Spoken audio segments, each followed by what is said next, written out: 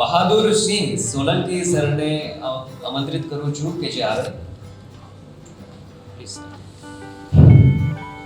મિત્રો, અત્યારે આઈપીએલ ચાલે છે અને આઈપીએલની અંદર છેલ્લી 2 ઓવર મારે રમવાની છે. કેવી સ્થિતિ હોય એ ખબર પડે. સમગ્ર ગુજરાત રાજ્યમાં જ્ઞાન લાઈવના માધ્યમથી મહેશભાઈએ વાત કરી તેમ 7,000 જેટલા યુવકો અને યુવતીઓને આપણે પગભર કરી શક્યા છીએ. સાથે સાથે છેક ક્લર્કથી માંડીને યુપીએસસી જીપીએસસી સુધીની તૈયારી એ જ્ઞાન લાઈવ કરાવે. તો મહેશભાઈનું જે વિઝન છે એ વિઝન માટે આપણે જોરદાર તાળી પાડીએ. કારણ કે એ પોતાના માટે નથી વિચારતા, બીજાના માટે વિચારે, સમાજ માટે વિચારે, આપણા ગુજરાતના બાળકો નહીં પણ ભારતના બાળકો માટે વિચારે. તો આવો સરસ મજાનો project early bird IAS. Early બર્ડના 2 મિનિંગ મેં જે મિનિંગ કર્યો છે એવો છે કે જે પક્ષીનું બચ્ચું હોય છે એ બચ્ચું જ્યારે એને ફીડિંગ કરાવવાનું હોય છે, એને ખવડાવવાનું હોય છે, ત્યારે એની જે માતા છે એ ક્યાંકથી દાણા લાવી અને એને ફીડ કરાવે છે અને ખવડાવે છે અને એને ઉડતું કરે છે, એને વિંગ્સ આપે છે, પાંખો આપે છે. ઉદ્ઘોષક શું નામ છે તમારું? હિરેનભાઈએ જે વાત કરી કે અર્લી બર્ડ એટલે સવારમાં ઉઠી અને પક્ષી ચાલવા માંડે, ઉડવા માંડે ગગનમાં અને સાંજ સુધીમાં વધારેમાં વધારે ખોરાક મેળવે. આ બંને મિનિંગોને વિચારીને અર્લી બર્ડ આઈએસનું નામ મહેશભાઈએ રાખ્યું છે, આપણે માનીએ છીએ. એક વાલી જ્યારે મુલાકાત લે છે મહેશભાઈની અને રજૂઆત કરે છે કે સાહેબ આ એકેડેમી છે એમાં મારે મારા બાબાને આઈએએસ બનાવવો છે અને એને તૈયારી કરાવી છે, અને માત્ર એક વિચારથી મહેશભાઈ નવું એક આયામ શરૂ કરે છે, એનું નામ છે અર્લી બર્ડ આઈએએસ. અને એમાં ચેતનભાઈ પટેલ સાહેબ છે એ આપણી સાથે છે, શિક્ષણમાં ખૂબ સારું કામ કર્યું, ઓડિટ ઓફિસર હતા ક્લાસ 2 અને વીઆરએસ લઈને અત્યારે આપણી સાથે જોડાયા છે. અને જ્ઞાન લાઈવમાં ક્લાસ 1-2ની જે બધી પરીક્ષાઓ છે એ તમામ પરીક્ષાઓ TET 1-2, TAT secondary, higher secondary, આ બધામાં સરસ રીતે આપણને ગાઈડ કરે છે. ગિફ્ટ સિટીમાં જે અત્યારે આઈએફએસ તરીકે છે એ સૌરભભાઈ, એ પણ આપણા માટે એક સરસ મજાનું ઉદાહરણ છે અને એમને પોતાના અનુભવો આપણી સમક્ષ રજૂ કર્યા. ભટ્ટ સાહેબ પણ પોતાનું સર્ટિફિકેટ તમને બતાવ્યું જીકેનું, અને અંસારી સાહેબે તમને બધાને ભેગા કરવામાં ખૂબ મદદ કરી. ત્યારે બાળકને જેટલું પચે તેટલું જ શીખવવું જોઈએ. ગણેશભાઈ, આપણે મોરબીમાં હું તમારી સાથે હતો શિક્ષણ અધિકારીમાં, બરાબર? તો બાળકને જેટલું પચે ને એટલું જ એને ખવડાવવું જોઈએ. આપણે પણ જેટલું પચે એટલું જ આજે તો ખાઈશું ઓછું, ખૂબ ભૂખ લાગી છે ને, તો જેટલું પચે તેટલું જ ખાવું જોઈએ. કારણ કે અપચવું છે ને એ બાળકને અને કોઈ પણ વ્યક્તિને હેરાન કરે. એટલા માટે અહીં જે મટીરિયલ્સ બનાવવામાં આવ્યું છે એ બાળકને ધ્યાનમાં રાખીને બનાવવામાં આવ્યું છે. 6ઠ્ઠા ધોરણનું બાળક છે તો એને માત્ર ને માત્ર વિડીયો પત્યા પછી 10 પ્રશ્નો તૈયાર કરવાના છે, 10 પ્રશ્નોના જવાબ આપવાના છે. આખું પ્રશ્નપત્ર આપવાનું નથી.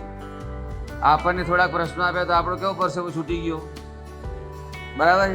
કારણ કે જીકે વસ્તુ એવી છે, જીકે એક દરિયો છે, અને તમે જો પદ્ધતિસર જીકે તમે તૈયાર ના કરાવો બાળકને તો પછી એનું મન ઉઠી જતું હોય, એનું મન લાગતું નથી. તો 6ઠ્ઠા ધોરણથી બાળકને આપણે જીપીએસસી, યુપીએસસી, આઈએએસની ગળથુથી કરાવીશું તો એ માત્ર ને માત્ર અર્લી બર્ડ આઈએએસના માધ્યમથી કરાવીશું.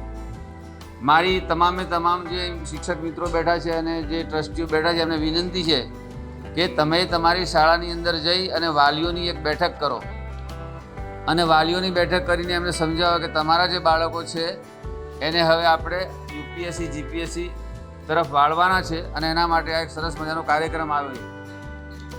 તમે પ્રિન્સિપાલ હોય તો પણ તમે ટ્રસ્ટીને વિશ્વાસમાં લઈ અને વિદ્યાર્થીઓ સાથે શેરિંગ કરી અને વાલીઓ સાથે શેરિંગ કરી અને કામ કરવાનું છે. કારણ કે આ સમજવાનો વિષય છે.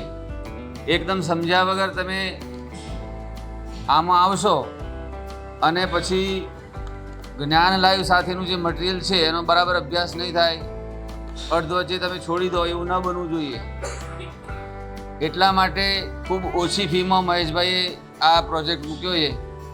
બિલકુલ ફી નથી એવું કહીએ તો પણ ચાલે, કારણ કે માત્ર 1875 રૂપિયા, અને એમાં પણ 500 બાળકો હોય તો 1500 રૂપિયામાં આપણને પડે.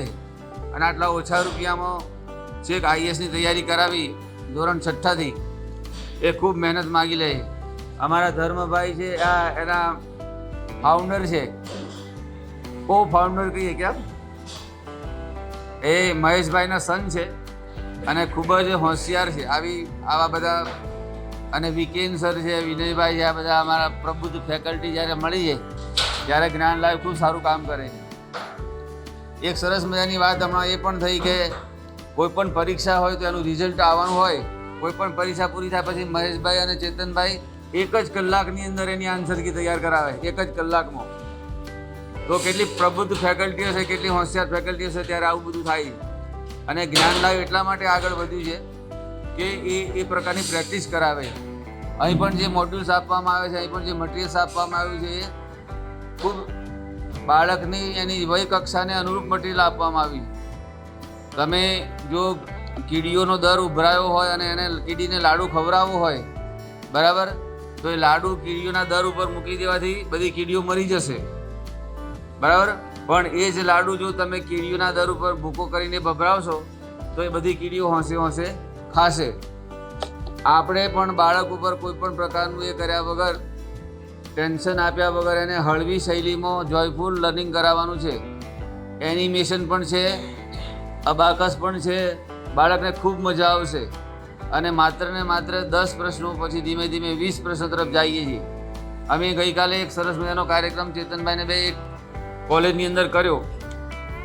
200 જેટલી દીકરીઓ હતી અને 200 દીકરીઓ જ્યારે એના ફીડબેક આવ્યા ત્યારે પણ અમને જાણવા મળ્યું કે જે બાળકોને શીખવવામાં આવે છે એને સમજણ પડે તેવી ભાષામાં શીખવવું જોઈએ.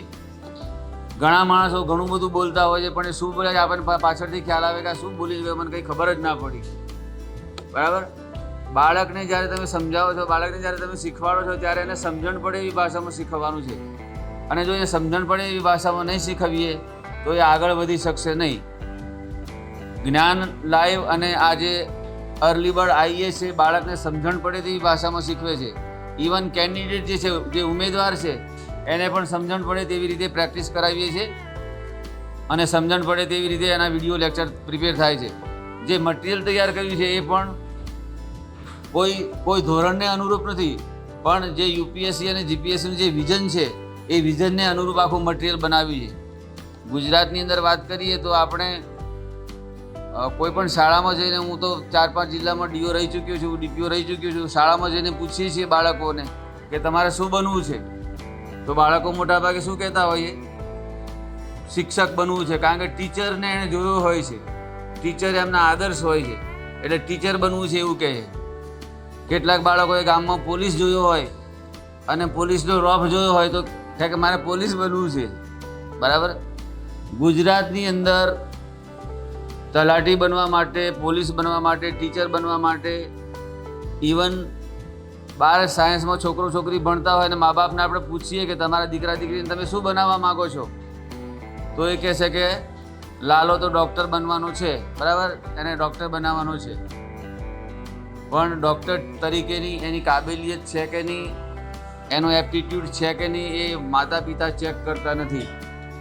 અને પછી એને ડૉક્ટર બનાવવાની ગેલછાની અંદર પછી એ 12 સાયન્સમાં નાપાસ થતો હોય છે, અને પછી એ વાલીઓને મેં અરણ્ય રુદન કરતા પણ જોયા છે, બરાબર.